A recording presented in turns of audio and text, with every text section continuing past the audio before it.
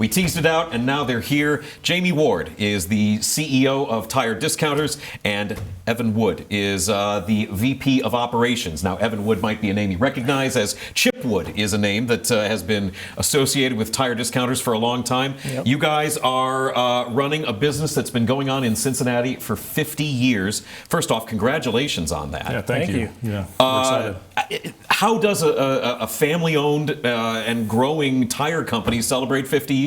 Yeah, so we just got over a mustache May contest. So when Evan's dad started the business in 1976, we have some great vintage posters and pictures and everything else where he stood out in front of his old facility with his handlebar mustache. So our ad agency decided to do some special promotion where we'll celebrate his mustache, and oh, sure. So everybody around the office, we all got together. Yeah, Evan already had his mustache, but a lot of guys in the stores all shaved for this event. So well, Evan, I think you're legally obligated as someone working in especially when your dad was legally obligated working in a tire business in the 70s. Yeah. Like that's just it was almost required. Yeah. That was part of the Better Business Bureau, and that was written into the code. So you guys have Tire Discounters started, like you said, described on the website, one bay in a small concrete building there on Worcester Pike. Mm-hmm. How does that grow into hundreds of locations, thousands of employees? That is a really tremendous amount of growth, even if it wasn't 50 years. Like 50 years is really impressive on its own, but you guys have grown multiple states. That is a tremendous accomplishment. What is the overall secret to that kind of success? Well, I'll tell you, I think it's all about your customers and your employees, right? We really try hard to take care of our employees in every way.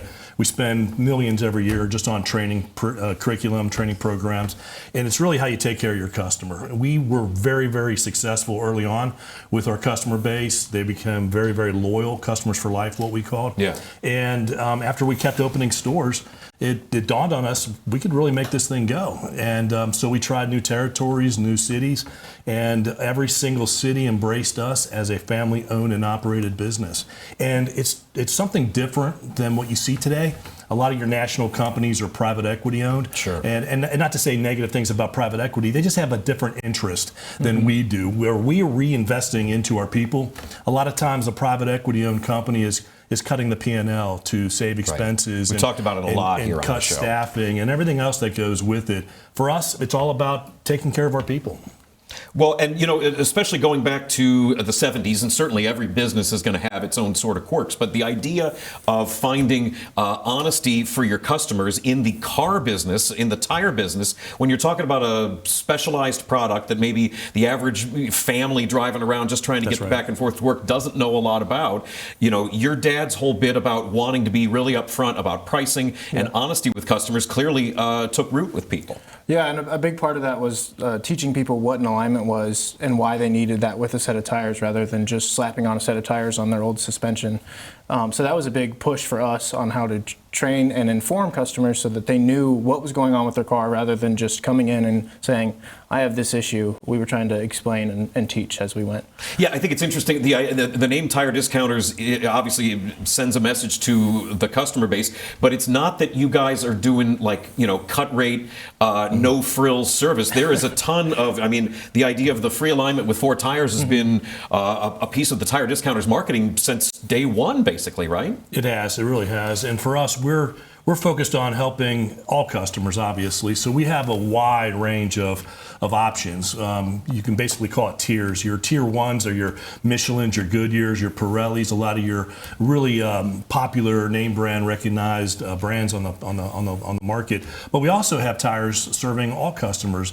Vehicles that are 13, 14 years old. Yeah. We'll have some of those older fitments on our shelves in every one of our locations. So we really try to satisfy our demographic, everybody in the community, to where we can help everybody. Well, yeah, and also the idea that it's on your shelf. The number of times anybody that drives a car knows the bit about if you go to a place and you're asking to get a couple of tires or whatever, and then the number of the frequency of when somebody says, well, I got to order this part and hopefully the truck will come by later on today. You guys really go out of your way to keep stuff in stock. We do. And one of the things that we've really not struggled with but had to contend with over the years was a lot of major competitors, right? We were a little mom and pop operation that was, going into a lot of markets with a lot of name brand companies, like back in the day, Sears and Tire America, and just I could go down the list. And for us, our ability to show the customer that we have it in stock, we can get it done right now. You don't have to keep coming back for your other services. It was really a convenient situation, and customers really like that. Yeah, what's the out the door with more right. phrasing? That's not just. I mean, obviously that's a good little rhymey catchphrase, but I mean that's a store policy. Well, in our industry, it's a situation where there's a lot of focus on service repair, and a lot of times the customer will come in and have to be charged additional fees like a valve stem or to pay for the balancing or pay for the alignment or pay for the installation on their vehicle.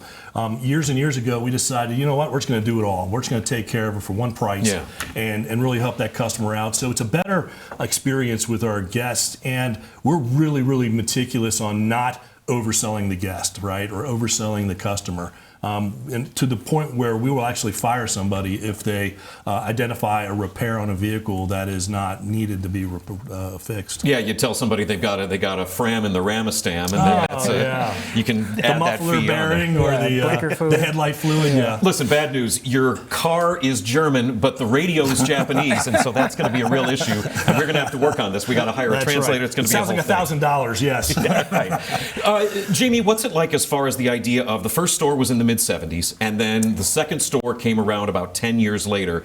Obviously hundreds of stores now, but the idea of not growing too much too quickly, because that's just as much of a challenge for a business as anything else. Even just going from that first store to a second store that's a big jump to make. So our whole home office has gone through different evolutions multiple times.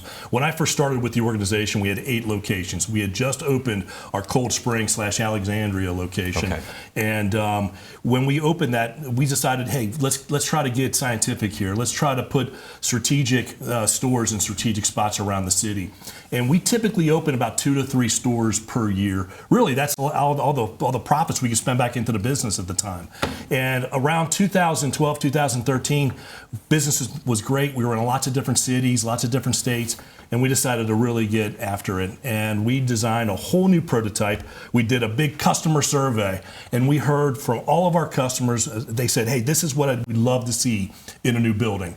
And we basically built this new facility around the customer and around the store operations to be able to handle the walk-in customers as well as the scheduled customers. And that's really a tough thing to do in a high-volume atmosphere. So we started putting around 10 to 15 stores together per year, and for us that was a very, very aggressive growth. Well, that really is. And we just kept going, and fast forward today, we're over 204 locations, and we've got a car wash called Carriage House Car Wash, if you heard of it in town. Mm-hmm. We have a glass company in 8 states called Chips Auto Glass, and business has just been doing great. Yeah, how many states are we talking? Yeah, we're in 9. Is it 9 states now? Yeah. That's start again. 2 in the Carolinas now. This is a family-owned business here in town that started off on Worcester Pike, concrete building, 1 bay, just taking 1 car at a time.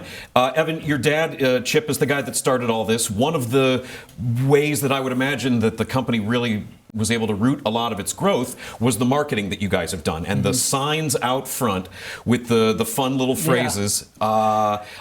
Growing up, did you give your dad any input about, hey, put this on the sign, hey, put this on the sign? I don't know if growing up I did, but I have, in college and into now, I have been able to contribute a few ideas. Some of those were after him, some quirky things he might have done as a kid. I'm sure I inspired a few, but I don't know if I said any as a kid. Right. How did all that start? How did the sign bit really start and catch on? So we might have a picture on our website, I don't know, but Chip had to fight for every single customer possible. So he put one of those old drive-in signs with the changeable copy with the big glowing arrow just to try to shake things up. And he would put sometimes messages on this twice a day if he had to try to really attract attention. And it realized a program which was, hey, change this thing frequently, put some witty, funny messages on, and people really started attracting to that. So it was a really great attention getter, if you will, and he started creating a name for the business just because of those quirky signs. So where do the ideas for these signs come from? Is it like a page-a-day calendar, or where are these come from? So Chip's still involved. He loves coming up with new ideas. If we're in a meeting or a discussion, he'll immediately bring out his pad of paper and write down a couple of signs that are real curious. And then on Sunday, a lot of times on Sundays, we'll banner around. Evan's on that team now, and he usually comes up with 5 or 6 of them. No kidding. And in the office, one of the older employees, Mitch, is still around just to come up with a bunch of sign ideas and keep that culture involved in the marketing team. Yeah, so. Being in business for 50 years, obviously family business. Your dad's been a part of the company since day one. Mm-hmm. You guys have any long-term employees as far as like people that have been there? Anybody that's been there since the start?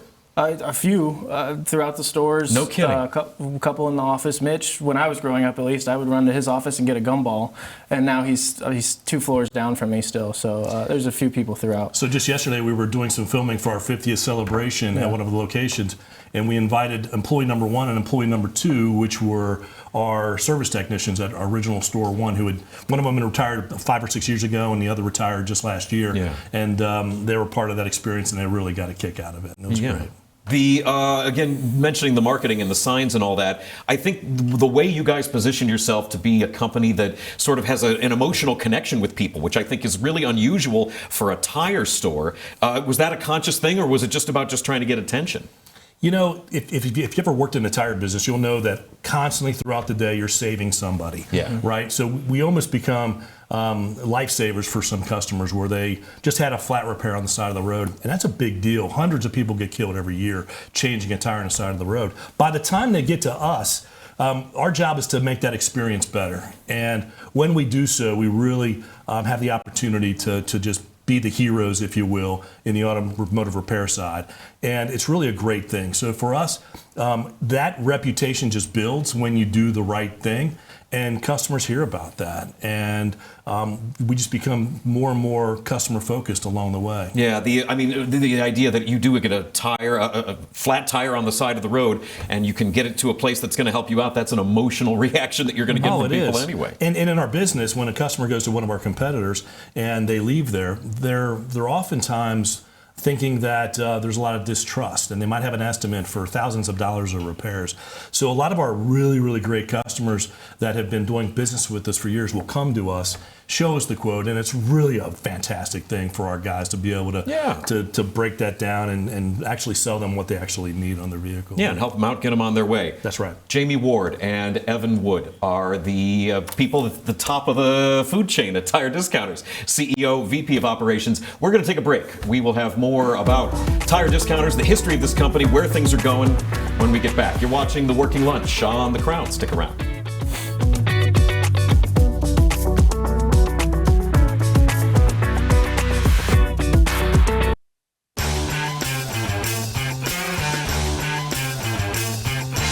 Today we're at the original Store 1 of Tire Discounters, Wooster Pike. We opened this wonderful facility in 1976. That was the winters of the 70s, so it was intensely snowing nonstop. That showroom was covered with solid ice. It was challenging. We had one bay door, and everything we did, we worked outside. Yeah, you couldn't get a car in couldn't our put a car one-bay door. inside, so we would jack the cars up and shovel the snow out So, of the way and welcome back to The Working Lunch. I'm Jack Crumley. I've got Jamie Ward and Evan Wood with Tire Discounters as my guests today. That is a look at the first location for Tire Discounters, right there along Wooster Pike, 1976. Tire Discounters celebrating 50 years in business. Evan, you grew up in the family. You've got brothers and sisters who are in the family business. What has this been like for you? Has being a part of the family business always been what you wanted to do? Yeah, 100%. It's been awesome.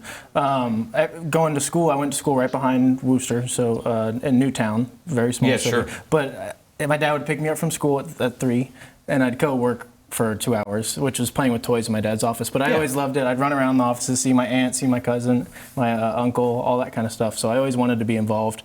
I had a job in high school, and that was my out of the water test, and then I came back to the business right away. So you knew, I mean, so you did check out maybe things elsewhere and then realized, no, I want to do this. Pizza place in Mio's in Marymount, and then I'm a car guy, so I wanted to work in a store, learn how to work on cars, all that kind of stuff. So it was always kind of natural to me. A lot of like memories as a kid, like all that big equipment and all the hydraulics and everything. That's fun for kids, right? Yeah, I would run in between the tire warehouse halls as a little kid, and I'd probably lost a tire or two, I'm sure. Yeah, I'm sure there were some guys working that were very concerned about tire irons and God knows what else around there. So in terms of seeing this business grow and working your way through it, you're the VP of operations now, but I mean, you were doing stuff there as a teenager and sort of learning a bunch of different elements of things. So high school summers were me as an intern on our e-commerce team, and then I worked in a store as soon as I turned 18 and was legally able to.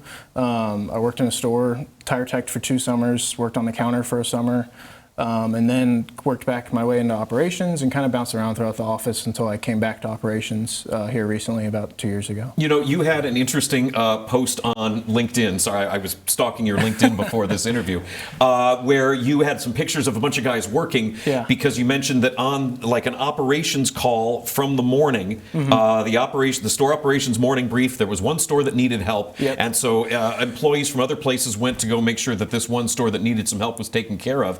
I think the idea that you guys have morning brief calls on stores as opposed to just sort of showing up and waiting for customers to come at their scheduled time. I mean, that's some pretty good organization and planning. Yeah, so we all teach brief for your plan for the day and then debrief at the end of the day and repeat every day.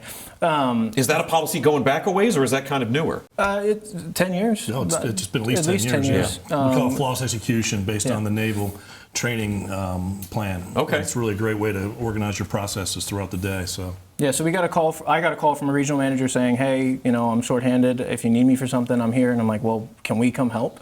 So my team's all from stores. I have a GM, I have former sales associates, I have a regional manager that worked in a store on my office team. So we actually said, screw the emails, let's go work in the store and help these guys out. So we spent the whole day there cleaning up and just organizing and running tires back and forth on the counter, changing tires, all that kind of stuff. Yeah, I don't know. I think that's that level of like sort of organization and leadership is interesting. Jamie, you have been with tire discounters since the 90s. Yes, sir. And also speaking of working in different departments, where did you start versus being the CEO now? Right. So in the industry, I started as a tire technician with a company called Michael Tire, who was one of the largest in the city. Recently, we've been taking over their stores, which has been fantastic and really a cool close-the-loop type of thing. Oh, yeah. But for me, worked in almost every single job there was. Service technician, worked on the counter, sales manager, store manager, service manager. Was the first regional manager for the company, so I was the guy that went up to the Dayton area and opened up all the locations, Columbus, went down to Lexington, Louisville, all those things. So it was great to go through the whole process of working in all the different departments. Obviously, when I started working in the office, I was overseeing all sales, all operations, marketing, pretty much every department except for legal and finance. Yeah. And obviously, legal, I got a lot of experience with that too, of course. Just it happens, right? Sure, of course. Well, so what does that do for you in terms of being a CEO now and leadership skills, going from understanding what each different department in this company is like, seeing it from the ground level, and now from a top-down leadership position? What are some of the things that you learned coming up that you incorporate into the way this company is led now? Everything has been based on that. So when we started growing from 8 stores, one of the things that Chip asked me to do early on was, Jamie, I want to see this business franchise ready.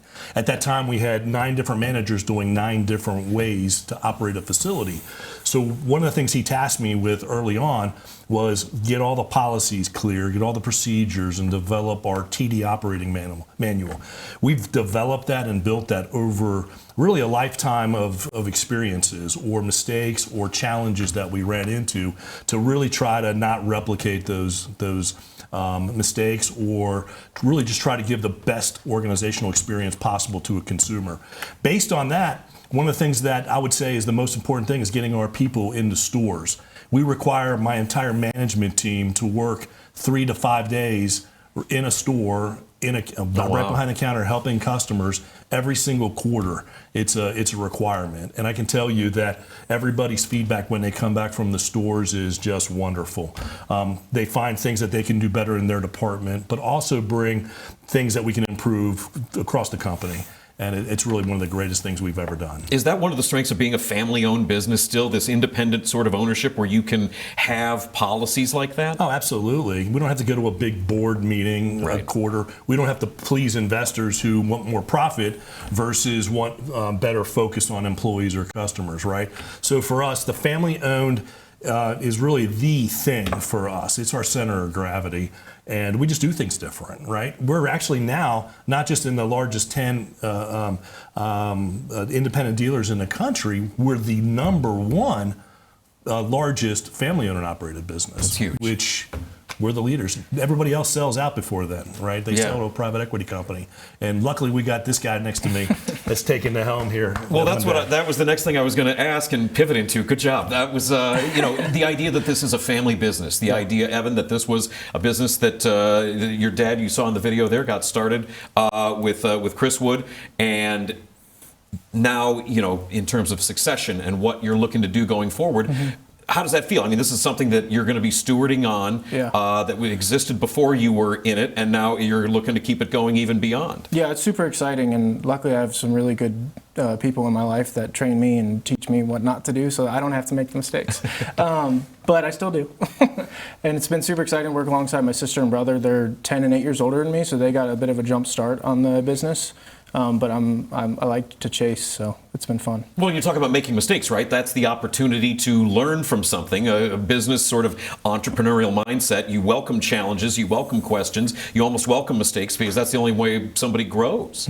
Yeah, for sure. And again, watching my siblings go through not that they made a lot of mistakes, but watching my siblings go through their path in the business has been really fun. And we meet every week to kind of talk about what we're all working on and make sure that we're still involved. And even though we're in different departments and different aspects, we're still trying to keep together on that. What is the dynamic like in the family, knowing that there's so much business part of it? Do you have to have specific times, like on holidays, where you all agree we're not talking about business? I've tried that. Sundays we do lunch at my mom and dad's every Sunday, and it devolves into business conversations almost every time. Did you see this in the news? And did you know this happened this week? And I'm like, all right, let's eat lunch. Yeah, there's no but avoiding it's great. It's a good time. It just is a balance.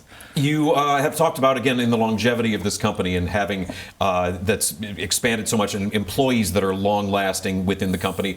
Is it the same sort of thing too, because of this emphasis on customer service, where you see not only customers that come back time and time again, but then also kids of those customers from before? Multi-generation for sure. We have some loyal customers that just would speak about how their dad or their grandfather has always come to Tire Discounters. It's really cool to see. Is that really because of the historical nature of Marymount, right, where this began, and the nature of that village specifically? Folks have a really good memory in this whole area, but Marymount specifically. It's other cities as well. We always call it customers that throw keys or throw wallets. They just say, come on, fix whatever you need. Here's my daughter's car. Here's my brother's car. I used to measure our customer satisfaction when it came time for Thanksgiving or holidays, because the amount of customers would bring their extended relatives' vehicles in to get service. They'd wait all year long so that they could help that extended brother-in-law get their vehicles serviced during those holiday weeks. Really, really fascinating stuff. That's crazy. And again, the idea of just walking into a place and tossing your keys and tossing your wallet and saying, do whatever, that's not a thing at other auto shops, right? That's something you guys have specifically cultivated. That's right. Yeah, and I worked at our first store when I was in the store, and it was really cool to see customers come in and say, yeah, I've been coming to Chip for years. I'm like, well, I'm his son. And they would always freak out and tell me some story I've never heard about my dad. So it was always a good time. Between what your dad has told you and Jamie, your time in the company, how crazy has it been to see this industry change? Tires have been, for a long time, they were just a pretty easy thing. You wrap the tube around the rubber and you put it on the tire, or you put it on the wheel, and then you move ahead. All this technology that's going on now, you've probably seen things really change night and day. We've had to adapt to it as well, yeah. So one of our strategies of developing a glass business was we wanted to get into understanding ADAS technology, which is advanced driver assisted systems. All the cameras and all the video window and all the noises that go off when you back up and go through car washes and all those things. That's all going to drive to full autonomous vehicles one day. It's actually already here with Waymo and some other vehicles.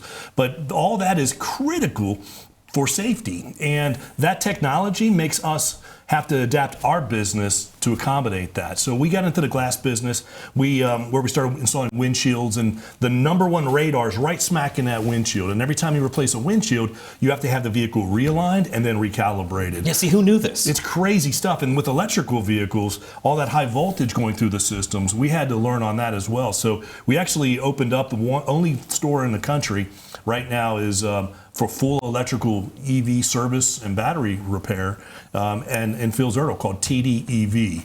And it's really fantastic. This has become really our research and development center, where we're actually training our technicians on how to do all sorts of EV electrical high voltage repairs.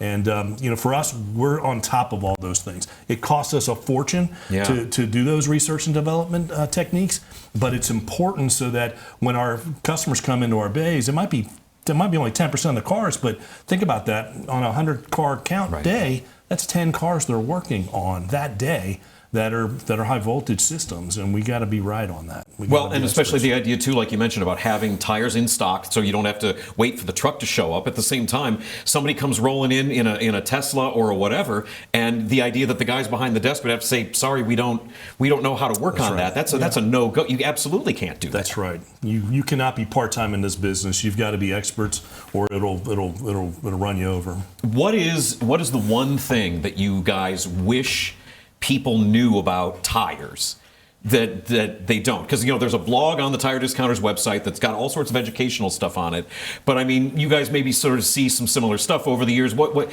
and not even about maybe making your jobs easier. What's the one thing you wish people knew? The misinformation. Every customer thinks today they've heard of the penny test, where they insert the penny into the tread depth. Well, at that depth where they say the tire is unsafe, it's already too late. When a tire hits 430 seconds tread depth, the traction qualities in rain diminish significantly. It really becomes a dangerous scenario from 430 seconds to 230 seconds. And we're talking a fraction of an inch, literally, a fraction of an inch. But when it comes to wet weather traction and hydroplaning, it becomes a really, really dangerous situation. So one thing that we're trying to really educate our customers on is knowing that the quarter test is the more preferred treatment. Okay. If you flip the quarter in the tread depth, you can actually go by George Washington's head, and when you see that, that's when you have to replace a set of tires. Evan, what about you? You've been working in all sorts of different departments and dealing with stuff in the company. What's the one thing you wish people knew about tires? What he said is really, really important. Alignment, we've always talked about. You're going to lose your tire a lot faster if your car is not aligned, because you're going to be wearing as you drive. Yeah. One of the things I see all the time, just in the parking lot, my dad, this is instilled in me sadly, but in a good way, is if you see a tire that's just like this side of the tire, if this is the whole tire and this side's like flat, and this side still has your tread, your alignment's off, because you're pulling this side of the tire versus the rest. So you might be 430 seconds in the back of your tire or the middle of your tire, but that your side, which is what you use when you turn, could be completely gone. So it kind of couples with what he has to talk about, which is just the aligning of your vehicle. Does it make you guys crazy seeing people driving around donuts? Yes. Yes. Yeah. Yes, and we always see them too, because the first rainfall, they'll be spun out of control in the middle of the highway, and it's unfortunately too many people lose their lives each year because of their tire. They don't even know it, or they've been misinformed. Right now, can you tell me how much tread you have left on your tire? I absolutely have no idea. Nobody can. Yeah, so they have to figure this out and be able to get their tires inspected more often, and that's what we do for free for every customer. Yeah. Jamie Ward is the CEO of Tire Discounters. Evan Wood is the VP of Operations, celebrating 50 years in business. Tire Discounters. Glad to have you guys on the show. We got to take a break. We'll be back.